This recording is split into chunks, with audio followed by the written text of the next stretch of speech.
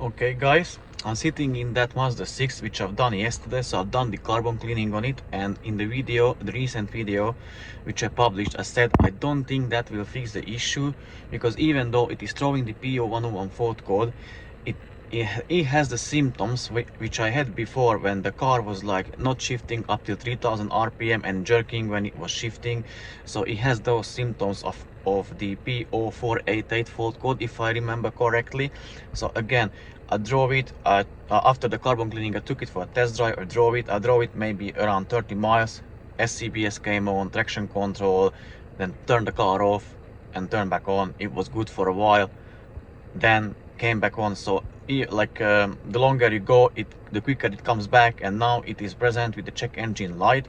And as I was talking in the previous video, the values weren't matching, or they weren't moving at all. So now I'm going to switch the camera and show the values, and you can see itself as like what it does and why it doesn't make sense. So let me do that. Let me switch the camera so you can see the live data values. So as you can see, the dashboard is like a Christmas tree. Everything is on, and here is the scan tool. So I'm going to check this one, this data point, and this one, and I'm going to rev the car and see what happens. You can see the rev, so I'm at 2000 and nothing, no movement at all.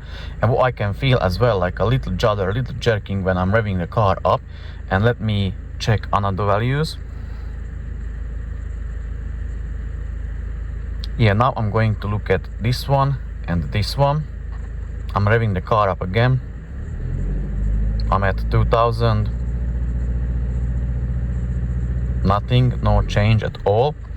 So that is the EGR valve. The previous one, it was the EGR bypass valve. And now let's check the intake shutter valve.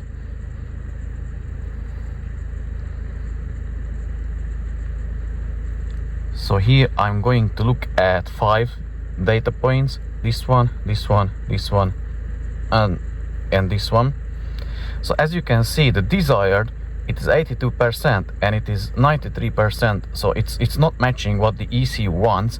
And basically the intake shutter valve is the throttle body of the car, so it is opening, closing on throttle, or depending on how I press or what percentage or at what degree I press the throttle, the accelerator. So now let me do that. Let me rev the car up till 2000 RPM again.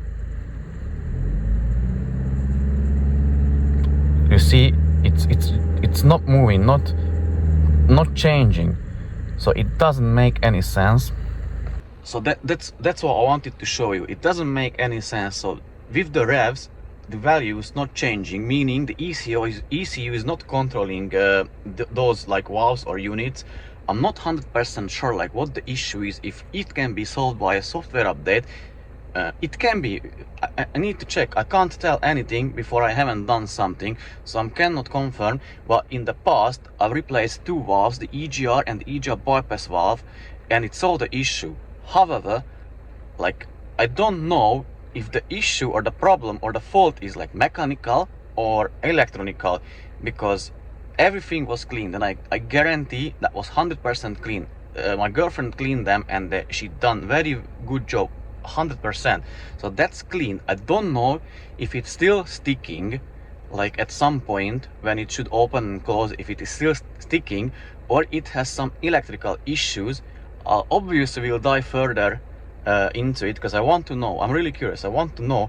But I think if I change at least 2 of those valves, which I've done in the past, I really think that it will solve the issue. And now let's turn off the car.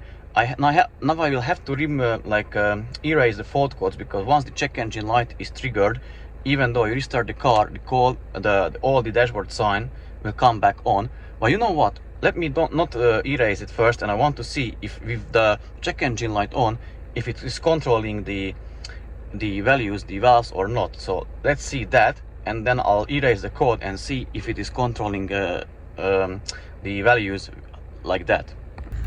Okay, I turned the car back on. You can see the check engine light is still on.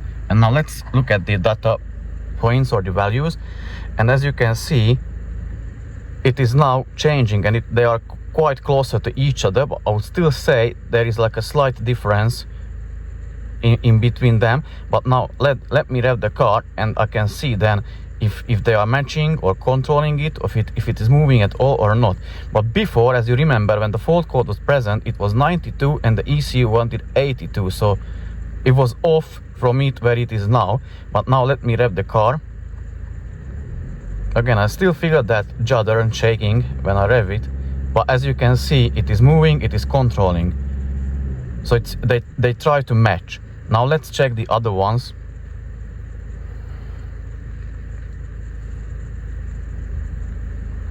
Yeah, these two.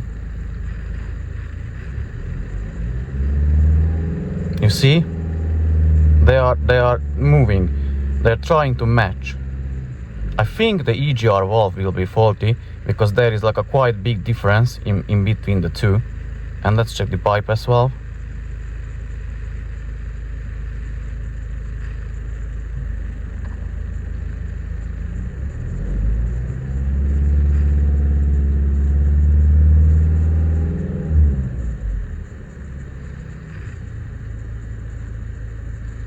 Interesting. Maybe this is bad because as I said in the video, in the past I've changed the bypass valve and the EGR valve, and that solved the issue. So now I'm going to erase the fault code, but 100% I know because I've checked that before, like yesterday on the other car. So when the fault code is erased or the car is turned back on, it is controlling. Guys, I think I got somewhere with that P0101 fault code, and now I start to think that it can be the camshaft. That is one possible solution. It can be the carbon cleaning, and then it can be the EGR, the valves, or the EGR valve, the bypass valve, and the intake shutter valve triggering that fault code. So yeah, stay tuned on my journey, on the adventure, on the challenge, finding or hunting down that fault code, and we will see if we can get to the bottom of it. But I really think this is the solution, like the final solution. Obviously I won't say anything for certain till I cannot prove it, but I got a feeling that I got somewhere, and this will be the solution. So yeah, stay tuned if you want to know as well. I guess it will help a lot of people because they're having the same trouble.